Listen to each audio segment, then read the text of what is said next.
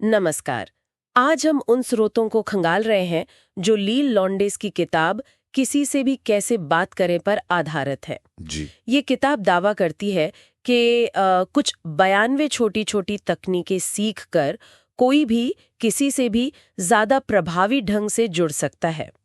तो सवाल ये उठता है कि क्या वाकई कुछ तरकीबें सीख कर मतलब करिश्माई बना जा सकता है, या ये सिर्फ ऊपरी बातें हैं? बिल्कुल, ये सवाल बहुत दिलचस्प है और इन स्रोतों में कई तकनीकों का जिक्र है। उनके पीछे का मनोविज्ञान समझना जरूरी है। हाँ। जैसे एक तकनीक है धीमी मुस्कान, मतलब स्माइल स्लोली। अच्छा। किताब कहती है कि किसी से मिलते ही एकदम से बड़ी सी मुस्कान देने के बजाय एक पल रुकिए, उन्हें देखिए और फिर धीरे से मुस्कुराइए। हाँ, ये मैंने भी पढ़ा। सुनने में थोड़ा मतलब अजीब सा लगता है, पर इसके पीछे लॉजिक क्या है? क्या इससे सच में फर्क पड़ता है? देखिए, लॉजिक ये है कि जो तुरंत वाली मुस्कान होती है ना, वो अक्सर थोड़ी बनावटी या बस आदत वाली लग सकती है। लेकिन जब आप एक पल रुक कर मुस्कुराते हैं तो सामने वाले को लगता है कि ये मुस्कान खास उन्हीं के लिए है, ज्यादा सच्ची, ज्यादा गर्मजोशी भरी। अच्छा। और इसी से जुड़ी है वो आंखों से संपर्क वाली बात। स्टिकी आईज जिसे कहते हैं। हाँ, बात करते हुए या सुनते हुए नजरें थोड़ी ज्यादा देर तक बनाए रखना। ओके। ये दिखाता है कि आप उनकी बातों में पूरी तरह से मतलब शामिल हैं और आत्मविश्वास भी झलकता है। ये छोटी सी बात भी गहरे जुड़ाव का एहसास करा सकती है। अच्छा, ये तो हुई गैर मौखिक संकेतों की बात। एक और तकनीक का जिक्र है, द बिग बेबी पिवट। हाँ। कि जब कोई आपसे बात करने आए तो सिर्फ गर्दन नहीं बल्कि अपना पूरा शरीर उनकी तरफ मोड़ना, जैसे कोई छोटा बच्चा करता है। बिल्कुल। और ये सिर्फ शिष्टाचार या मैनर्स की बात नहीं है। अच्छा। मनोवैज्ञानिक तौर पर जब आप अपना पूरा शरीर किसी की ओर मोड़ते हैं तो आप बिना कहे ये संदेश देते हैं कि वो व्यक्ति और उसकी बातें आपके लिए उस पल में सबसे ज्यादा जरूरी हैं। उन्हें लगता है कि आपका पूरा ध्यान उन पर है, ऐसा नहीं कि आप बस ऊपरी तौर पर सुन रहे हैं। ये सामने वाले को बहुत मूल्यवान महसूस कराता है। सही बात है। ध्यान से सुनने को लेकर भी कुछ तकनीकें हैं, जैसे वो एकोइंग, मतलब सामने वाले के कहे आखिरी कुछ शब्दों को दोहराना। हाँ बिल्कुल, एकोइंग या प्रतिध्वनि तकनीक ये सिर्फ सुनने का दिखावा नहीं है। अच्छा। ये असल में सामने वाले को मनोवैज्ञानिक रूप से सुरक्षित और समझा हुआ महसूस कराती है।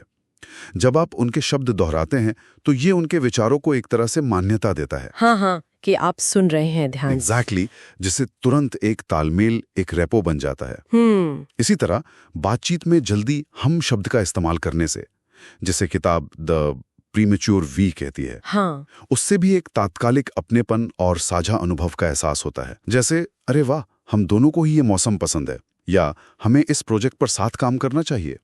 इस हम से कनेक्शन जल्दी बनता है। लेकिन एक सवाल मन में आता है, क्या रोजमर्रा की बातचीत में ऐसी तकनीकें जैसे ये धीमी मुस्कान हुई या जानबूझकर हम कहना, ये थोड़ी बनावटी या सोची समझी नहीं लगेंगी?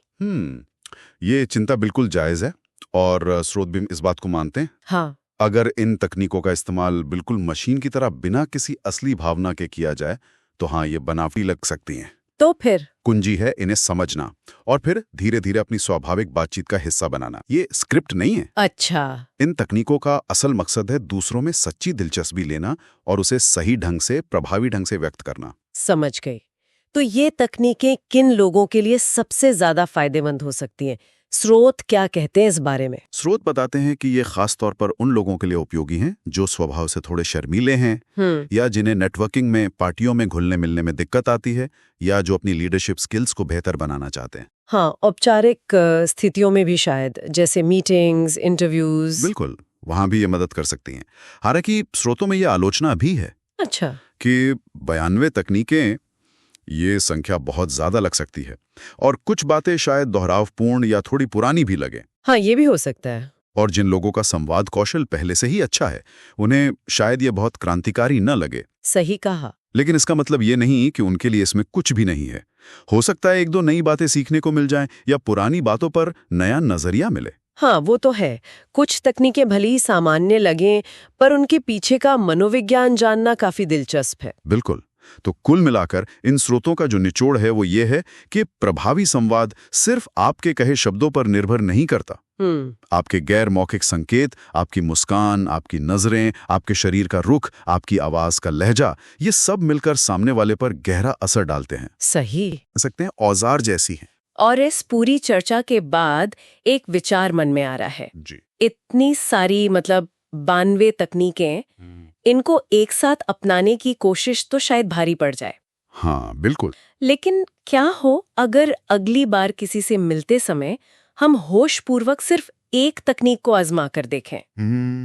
मान लीजिए सिर्फ धीमी मुस्कान या बात सुनते हुए सिर्फ एकोइंग, बस एक। हाँ, उसका हमारी बातचीत पर और सामने वाले की प्रतिक्रिया पर क्या असर होता है, ये सोचने और शायद प्रयोग करके देखने वाली बात हो सकती है। बिल्कुल, छोटी शुरुआत बड़ा असर, ये एक अच्छा टेकअवे हो सकता है।